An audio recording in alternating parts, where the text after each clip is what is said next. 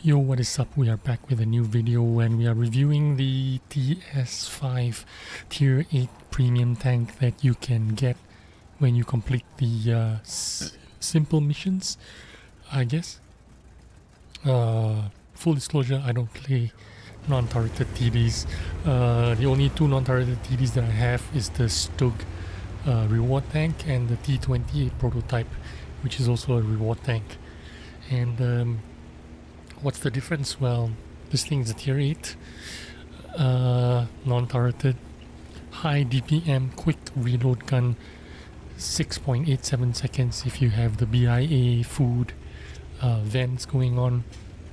It does 400 damage, 248 penetration and 300 penetration if you're using the premium heat shells. Now, you don't often get situations like this where you're on this kind of map with 3 corridors, and I know exactly what to do. I'm just going to push forward because there's 3 corridors. I pick one and just push forward. Now, typically these kind of tanks, they don't do very well in open maps or any other kind of maps where you just, your best bet it would be just to be sitting behind and sniping from the back and waiting for the mid to late game before you make your move and push forward, which is why the tanks like the Scorpion G and SU-130PM are a lot more popular than tank destroyers like these turretless tank destroyers.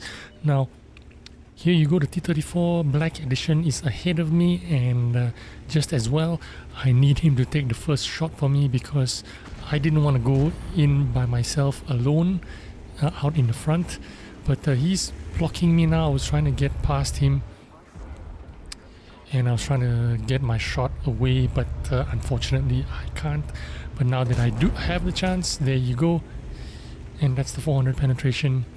248 penetration and 400 damage.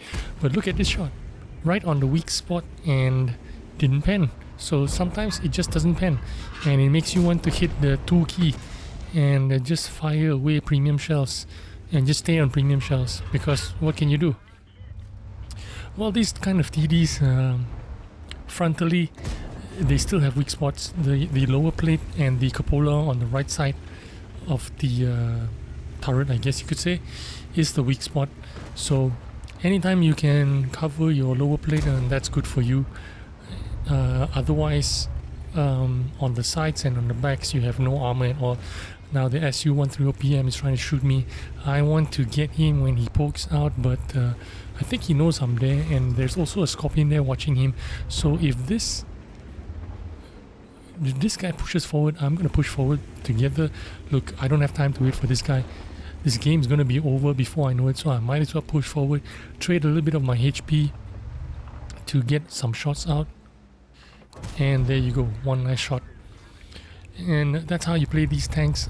You either sit at the back, snipe to the mid and late games, or you push forward when you have the opportunity in maps like this, maps that have corridors, city maps. I was hoping to angle my armor there a little bit for him to bounce my lower plate, but it didn't work out. Nevertheless, we still have an overwhelming advantage.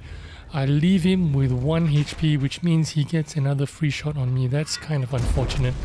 Now, the good thing about this gun is its dispersion, I guess you could say its dispersion is really good. 0.40, while moving it's 0.14, which means this thing can actually shoot on the move. It's pretty good shooting on the move, but of course you can only shoot frontally. You can't turn to your right and left. You have to utilize your entire hull to shoot anything on your right and left. So it's good for pushing forward. If you have your lower plate protected, then by all means go forward. It has 1500 HP, which is not exactly a lot, but not too little as well. And I don't know what to say about this tank. It's just not my kind of tank, and just as well, all the reason why the Scorpion Gs and the Su-13 OPMs are a lot more popular in the tank destroyer department, because these kind of tanks, they're very situational in the kind of things that they can do. They're good at going forwards, hull down, pushing on to corridor maps, but besides that, you have very few opportunities to actually shine. It was very difficult for me to excel in this game, in this tank, and frankly it's just not for me. I like being aggressive, and I tend to do stupid things even when I'm limited in mobility. So when I got the opportunity to go forward, I always go forward, and more often than not it is the wrong choices that I'm making, because I'm overestimating the capability of the frontal armor of this tank, which isn't to say it isn't good, but it still has weak points on the cupola and the lower plate. Just remember that when you're shooting into it. Anyway, don't have much to say about this tank. I guess this tank, it's worth the value that you put into grinding for it, which is pretty easy. The grind for the reward tank is pretty easy, and just as well, the tank is not as great as a Scorpion G, and that's what I can say about this tank. But for a free tank and for the little amount of grind that you need to do to get it, I suppose it's worth it. Hope you enjoyed the video, and thanks for watching. I'll see you on the next one. Bye bye.